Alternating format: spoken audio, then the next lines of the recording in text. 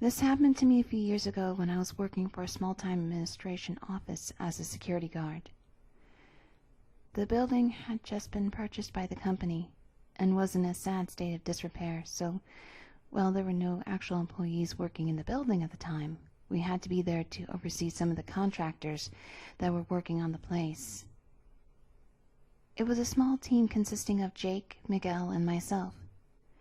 Well, we didn't know each other prior to working there. The long hours meant that we got to know each other pretty quickly. Jake would tell us about his wife and kids, and Miguel would talk about his life growing up in Colombia. All in all, they were really cool guys. Heck, we even met up for beers on the weekends sometimes.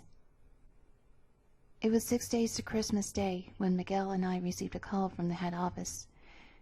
They told us that Jake would not be coming in because he had been taken to the hospital the previous night with chest pains. Since he was only in his early 30s, Miguel and I assumed it was just a panic attack or something, but then later that day we got the news that he had passed away at the hospital from a massive heart attack. The rest of the day was glum, to say the least. We asked if we could go home early, as we both had become close to Jake, but we were told to stay until the plumber left. 2 days later, I called Jake's house looking for funeral information. The day after that, both Miguel and I carpooled to the church to attend. Their ceremony was deeply Catholic, which was a little strange and foreign to me since I've always been an atheist, but Miguel seemed to be right at home, so I kept it to myself. When the funeral was over, we went to the graveyard and watched them lower Jake's casket into the ground. Then, after giving out condolences to his grieving widow and children, returned home. That night I had trouble sleeping. I always do when I drink heavily before hitting the hay. Weirdly, I kept having dreams about our weekend bar visits with Jake, and even though everything about it was normal, Jake included, I knew in the back of my mind he was dead, and therefore the whole situation was wrong. As if to assure me that everything was fine, in the dreams, Jake was super attentive to me. "What's wrong? You don't look so well," he would say. The next day I considered phoning in sick due to the hangover, but decided against it because I got word that Miguel had already called to say that he would be staying home. I knew that security guards were easy to come by in the current economy, so I went in to save face. With Christmas drawing near, there was unlikely to be any workers scheduled to come in, so I stopped for a coffee on my way. When I arrived, I was surprised to find another car in the massive parking lot. It was snowing pretty hard, so I did not get a good look at it until I parked myself and approached the building. It was Jake's car. And even though it was strange, I shrugged it off. After all, I figured it was just Jake's wife, maybe there to collect some of the work things. Through the haze of the hangover, that seemed as likely as anything. But when I found the building locked up tight, I did steal a glance back at the car before pushing into the main entry. It was dark as all the lights were off, except for an exit sign which cast a red glow over the scaffolding and tools strewn about. I moved behind the security desk and booted up the system so I could take a cursory look at the cameras. While it booted up, I took my jacket off and hung it up on the back of my chair and began to sip out my coffee. Once the 10 different views popped up on the screen, I began to scrutinize them one at a time. About halfway through the various views, something moved into the camera sights, and then quickly out again, and I barely caught it out of the corner of my eye.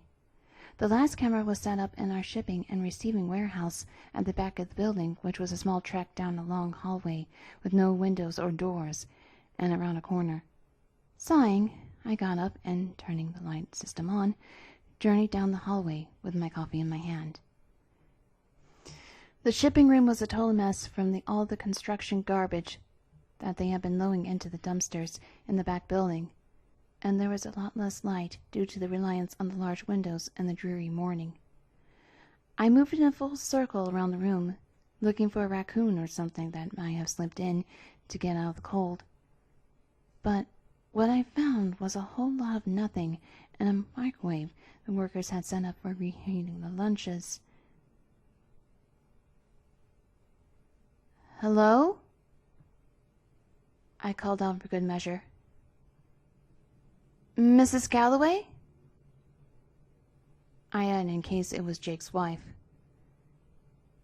When there was no answer, I was about to turn around and leave when I heard footsteps coming towards me down the long hallway. Thinking it must have been a worker, or maybe Jake's wife, answering my call out, I moved back that way. As I reached the end of the shipping and receiving doors, a figure moved around the corner from the long hallway.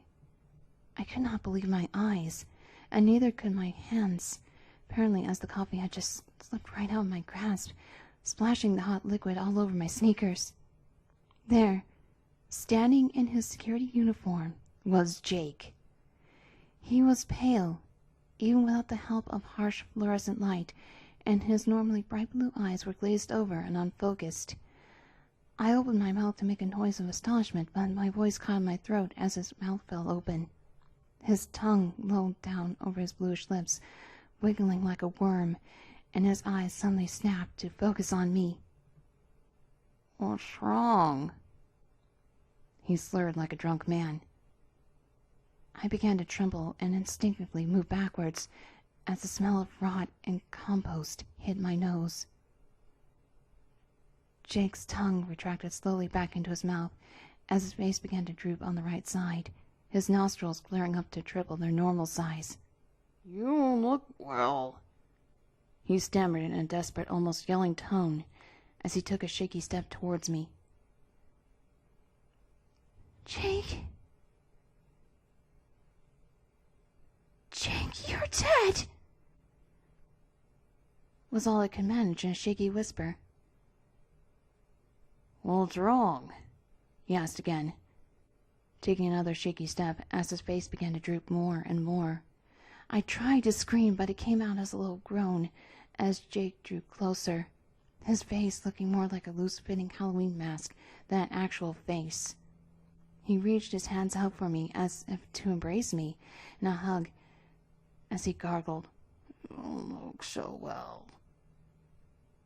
I ducked as his hands closed in and sprinted past him and out of the room. Although I didn't look back until I was in my car and speeding away, the whole way down that hallway, I could hear his voice as if it was right behind me. "You look wrong. What's wrong?" I quit the job that night and advised Miguel to do the same. When I looked into it, I discovered that Jake's grave was untouched, and that his car had never left the driveway where I had left it at home. I still don't know what he would have done if he had grabbed me. After all, we were good buddies, and I can't imagine that he would do anything to hurt me. I worry to this day that he was actually the one in pain, scared, just reaching out for a familiar face, but I don't regret running. I made it a habit of leaving flowers on his grave every year around Christmas time. Generally the day after I have that same dream of the three of us back in the bar. Well, seeing him every year like that makes me uneasy.